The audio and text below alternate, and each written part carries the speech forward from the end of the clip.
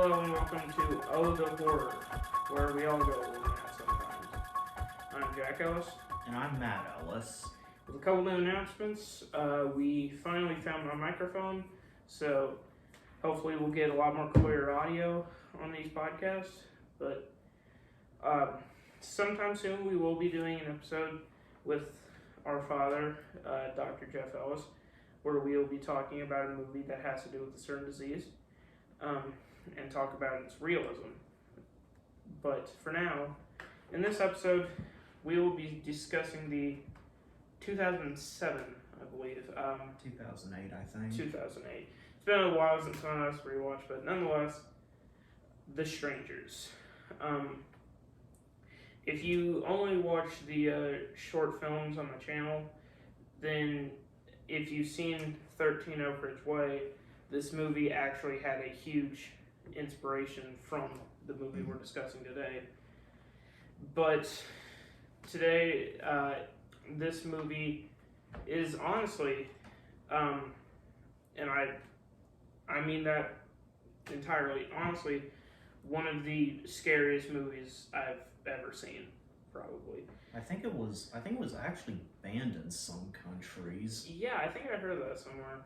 But anyway, this film is about a couple who is a bit estranged from each other, who spends the night in a family cabin when they are mysteriously targeted by a group of psychotic individuals.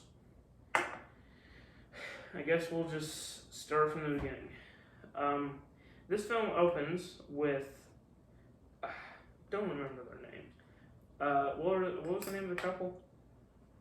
I'm not sure, honestly. Yeah, I think the guy was named James or something like that. Yeah, James sounds about right. But anyway, this couple is walking out of a wedding, and the man proposes to her, which I will say now is possibly the tackiest thing I've ever heard. I've never been a fan of people proposing at other people's weddings. But yeah, it begins with him proposing. She says no, and that causes a bit of awkwardness and strife. But as we move on to the actual plot, I believe they're from out of town, so they end up staying at a secluded family cabin in the woods, and a lot of just nothing happens, and I believe it's just all silent, and the point of this opening isn't to really do anything, but just to establish the theme that the place that we're dealing with is very quiet. There's not a lot going on. I believe they said in the movie that around the time that the movie takes place, it maybe begins at like 4 in the morning, and then continues into the early hours of the day. But after, I believe, just some conversation went down between the two, the man goes out to get some cigarettes, and that's sort of when the action begins. We'll stop and take a pause and talk about the opening. There's not a whole lot to talk about, but yeah, we'll just discuss it just for now. What do you think? Well, the opening I thought wasn't bad. I mean, I didn't understand though, like why they still, like I agree with what you said, how it's really not the best idea to propose at somebody else's marriage. Like even though they did it outside, but what I didn't get though is like why they still went to the cabin. Like I get that, it was pre-planned.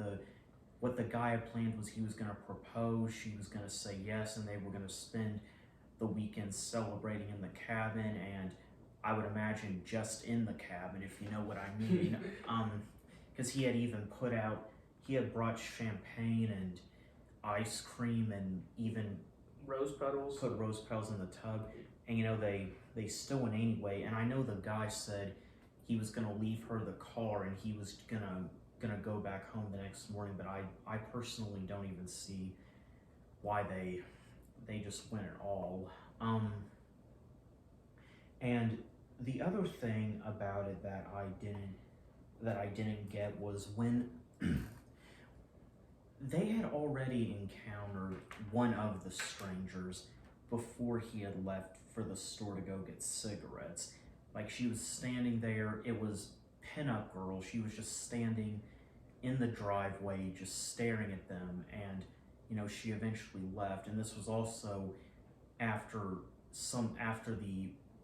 the stranger baby doll had showed up and asked if Tamara was home, and they said no. So pretty much two really weird things happened, like, already, and the guy just decided to leave his girlfriend there at the cabin alone while he went out and got cigarettes. I just thought that really wasn't the best move. Yeah, I hadn't thought about that before, because they don't do one of those, like, horror movie explanations where, it's like, oh, it's some kid playing a prank, or oh, it's just a person walking around at 4 in the morning. But it's just really never explained, which I'm not saying is a bad thing. It's just it just would have been nice if there was some chain of events that led to him thinking it was okay to leave her all alone. And, like, I just don't get why that wasn't their just decision to leave at that point, because it's like, okay, your girlfriend's already rejected your proposal, you've encountered two very creepy people within just being there for like a couple of hours or so. It's not looking like it's gonna be a fun weekend, so... Yeah, my only thing is I think he just went out because the sort of atmosphere in there was just super awkward, and he wanted to get away from it. But after that, what I do like about this movie is there is a record player that she puts on, and a lot of it plays a lot of creepy songs, and that sort of underscores the whole movie. But what I find really interesting about it is in some of the chase scenes later on, she actually, what was I gonna say? Like, the record player begins to skip, and I mean, of course, or I guess not skip, I guess warped would be the, I guess the correct verbiage.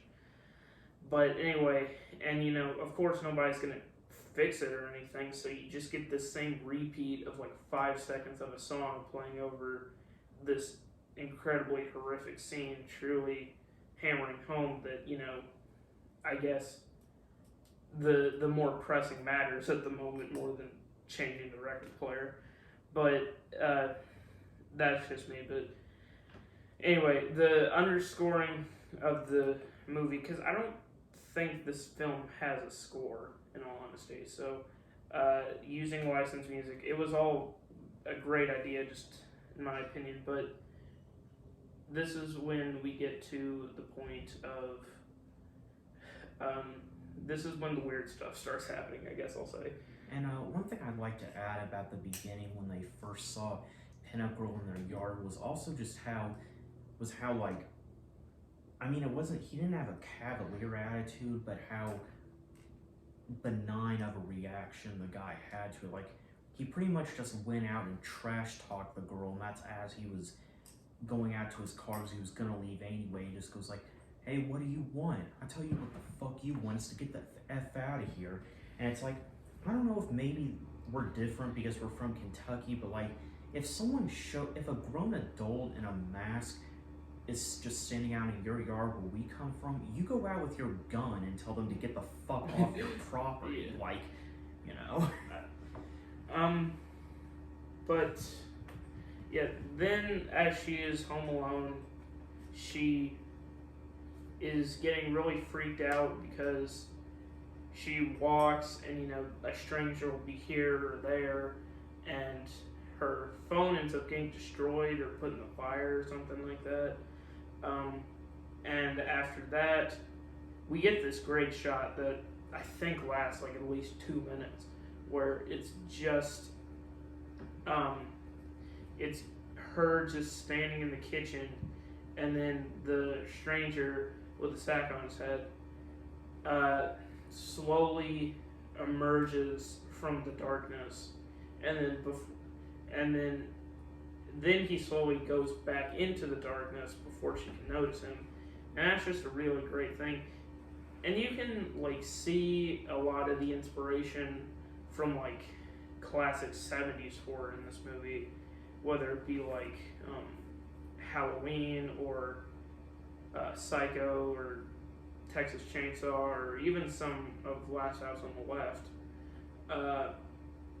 All of that comes through here, and it's really, this movie oftentimes feels like a tribute to the films it's inspired by, as much as it is its own thing, which I actually really enjoy. And so that gets her really freaked out, which when her boyfriend comes home, he's doing the whole horror movie thing of just sort of I guess the best word for it is gaslighting. And he goes and looks around, and then he sort of realizes that something is definitely amiss, and so I think they were expecting company, or he uses his phone. Again, long time since my last rewatch. But anyway, they were expecting a friend who I believe plays a character on It's Always Sunny in Philadelphia, who comes over, and you get one of the strangest scenes in the movie where they actually have a gun ready, and he's walking through, and then he appears in the doorway, and then the people shoot him, the friend, instead of thinking he's a stranger, which is it's always kind of funny to me in movies when some of the only kills in a horror movie are not even done by the actual killers. But yeah, what do you have to say about this certain stretch of the movie? Yeah, I would say I would have to agree with you. That was, I don't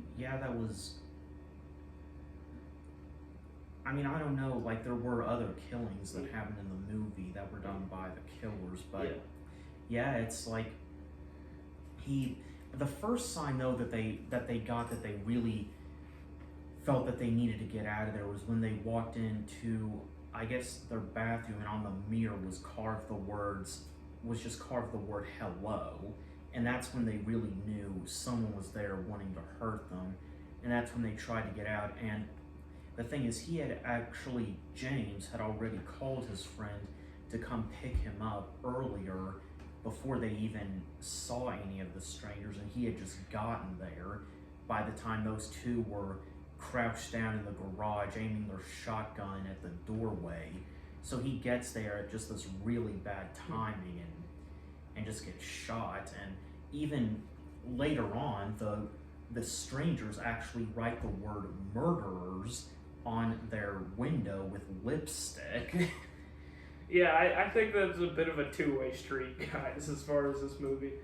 But anyway, yeah, the sort of slow build-up of suspense is something I really enjoy, which you don't often see in a lot of movies nowadays. And I was gonna say something. And yeah, you sort of get that horror movie sequence of events where our phones are destroyed, our tires are out, and they sort of discover this, that, and the other, that sort of prevents them from going anywhere. And at this point with the strangers, they're not really even looking to kill them. They're just kind of fucking with them at that point. And, you know, that's sort of, you know, harkens back to those 70s movies I was talking about. And I think another interesting thing about the villain is the villains are the uniqueness of the masks. I think they're really a great design. And yeah, as far as that point, I think it's I do like the scene with the other guy, because as he's walking through, you see the stranger in the background, and they have an axe, and you think that he's gonna die, but he ends up getting shot just by the person he's visiting. And oh wait, was there a stranger about to kill him? yeah, like he was following down the hallway, but after that, he got shot. Oh. So, and yeah, so I don't remember what happened. Oh yeah, they do realize that they do have a radio out in the cabin that they can reach to go get help, but once they get out there, they find that it has been destroyed, and one of the strangers appears and then disappears. Well, now what happens at that point is James, one pinup girl, is just standing outside the barn, and because James still has a shotgun, he aims to go ahead and shoot her, but right as he does, the guy wearing the sack just runs over and tackles him, and I guess knocks him out to where he can't. Yeah, and then I believe at another point, the girl was knocked out, and this is what brings me to one of probably the scariest scene in the movie. The whole movie, I know from our sort of cadence that we might sound like we might not like this movie, but in all honesty, I think it's probably one of the best horror movies we've gotten out of the past 20 years. There's just some things that you know, may stick out, but I think it's a very good movie, and with a lot of very scary scenes, especially the stalking scenes. It's just like the entire movie up to like the last 20 minutes is like just stalking, and I don't know how exactly to describe that. It's kind of what makes them even worse than most of the other horror movie serial killers, because most of them just go ahead and kill their victims, whereas those guys just sort of play with them first. Yeah, they want to get as much fear out of their victims as possible before they get killed, which is, to me, honestly kind of sick. Yes. But imagine if you had to describe like the first hour of the original Halloween, where he's just like, yeah, Michael's here, and he's not there anymore, and he's behind a bush, and he's not there anymore. You know, it's sort of that principle, but it doesn't make any of the scenes less scary or well crafted. But I digress.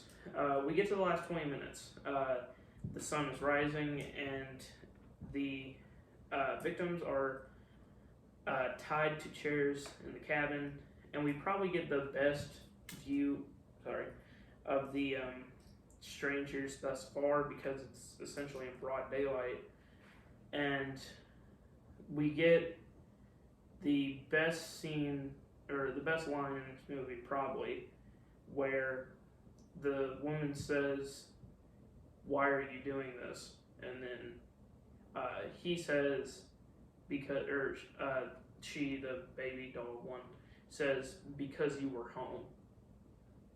That's it. That's all you need.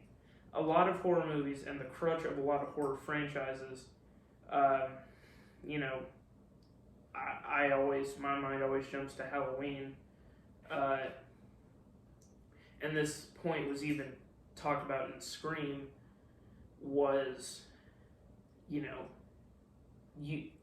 do the scariest killers really need motives? or are they scarier because they don't have one? Killing is not something they even really have to do, it's just something that they do. But what this drives home is these characters have never broken precedent, even in the sequel, which we might talk about soon. I don't remember it being very good though. Is they've never added or subtracted any sort of storyline. It's always just been who they will kill whoever is at their disposal. And so at this point, they are tied to a chair, completely helpless, and they finally admit their love for each other in their dying moments, which is a very sad scene, at least in my opinion. And then, probably the scariest thing in this movie, I would say, is that the strangers take their masks off. Wait, do they? Yeah, they do at like the very end, right before they Oh. kill them. They take their masks off, and you don't get a clear view of their face, but you know that the characters do, and you know if these people are taking their masks off, and you're tied to a chair, you're fucked. Yes. And so, then they proceed to maybe kill them. I know they kill the guy, man. yeah. But it's very ambiguous at the end whether the woman is actually killed, because we'll get to that in a second. There is a flashback in the beginning of the film where two church boys are going to the cabin and they see this horrific crime scene, and it's the 911 call. And after that, it's just a lot of shots of houses over truck noises, which sort of gives the impression that the strangers are currently looking for a house to invade. But then we finally get caught up to speed as one of the strangers is walking away from the scene they're driving their truck. They stop them. They ask for a church pamphlet because sometimes she's a sinner. I did like that scene where like they go up to the boys and ask them if they can have a pamphlet, and the kid just says, "Are you a sinner?" And then it's like big time. And you know, there's a lot of great lines by the killers in this movie. But another one of my favorites, when they talk in this movie, it's always gold. And so as they're driving away, one of them says, "It'll be easier next time." Yeah. We don't know if this is the first time they've done this, or it's the 10th time and the couple just fought the good fight, but you know for certain that they're going to do it again. And so once the boys arrive at the house, the girl pops up and the film ends. And it's possible she could have died, or she could have gotten to the hospital and lived, but I personally just think she died, in all honesty, and that was just one last that. But anyway, this movie, it's great. Mm-hmm. One of the best in recent years, because you don't see a lot of movies made like this. It's almost entirely in one location. It's an hour and a half long, and it's just slow burn suspense. You know, it's a very, I guess the suspense is almost Hitchcockian level. And so, yeah, that's really all that I have to say about it. It's great. The killers are great. The suspense is great. The characters are alright, I would say. But in these franchises, it's not really about the main characters. It's mostly about the killer. But yeah, I really like this. What do you have to say, man? I really liked it too. I mean, it definitely, you definitely will not get bored watching it. It's the strangers, they knew exactly what they were doing. They knew exactly where to go, and and when to go there, because I mean, I don't know, I guess they did their homework. But yeah, I definitely thought it was a, as we like to put it, a quality motion picture. Yeah. One thing I don't really like. I don't know. It's like I thought that in the first and second one they were in the same part of like they were in the same wooded area, but like what you said had me thinking that they just go from one forest to the next, you know, waiting for people to kill, to come there and kill. But it's like, I mean, I just always thought that they just lived to sort of terrorize that forest, and I just figured maybe they all lived in some you know, beat down cabin out in the middle of the woods and waited for people to come by that they could torture and kill. Yeah, but and also one thing that's brought up by the sequel doesn't take place like right after the first one. It takes place 10 years after the first one. Well, So, does it really take place 10 years later, or does it I mean, just... it came out, but it's like I was just it never said when it was set, so I was just assuming it was set when it came out. So like you got to think that these people have just been doing this for 10 years and have never been caught, and that's, you know, it sort of brings in a sort of a mythic scale where across the country they're just known as boogeymen and boogie women, and so that sort of we're probably not going to talk about the sequel in this episode a lot, but it sort of brings together how just evil these people are. But yeah, as for the first one, it's a great film, and if you have time, I don't know what streaming services have it, I would highly recommend it, especially around Halloween time, because that's usually when I like to watch it. But yeah, I'll probably give this movie a 9 out of 10. I'll give it a 9 out of 10 too. Alright, well, I am Jack Ellis. And I'm Matt Ellis. And this has been Oh the Horror. We'll see you next time.